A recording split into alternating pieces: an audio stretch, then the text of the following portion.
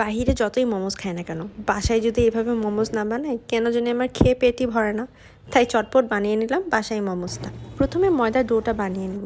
তার জন্য ময়দা নিয়ে তার মধ্যে সামান্য পরিমাণ লবণ এবং তেল দিয়ে কিছুক্ষণ মেখে নিয়ে একটু রেস্টে রেখে দিব যতক্ষণ না নরম হয়ে আসে। এবারে গ্রিন চাটনিটা বানানোর জন্য একটা ব্লেন্ডারে সামান্য ধনেপাতা, আদা রসুন বাটা, মরিচ, লবণ এবং সামান্য পানি দিয়ে ভালো করে ব্লেন্ড করলেই হয়ে যাচ্ছে গ্রিন চাটনিটা। এখন ব্লেন্ডারে মাংসের টুকরোগুলো নিয়ে তার মধ্যে আদা বাটা, রসুন বাটা, সামান্য লবণ, মরিচ, সয়া সস এবং সামান্য হলুদ দিয়ে ভালো করে ব্লেন্ড করলেই কিমাটা রেডি হয়ে যাচ্ছে।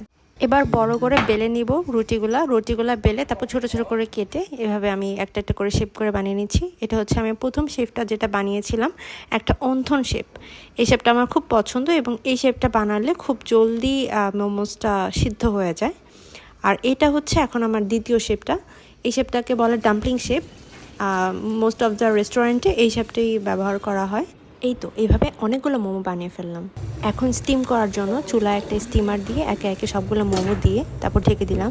এই তো স্টিমারে দেওয়া আর 10 মিনিট পর আমি মোমোসগুলো তুলে নিলাম। ব্যাস ইফতারে হয়ে গেল আমার ছটফট মোমোস। দেখা হবে পরের ভিডিওতে। আল্লাহ হাফেজ।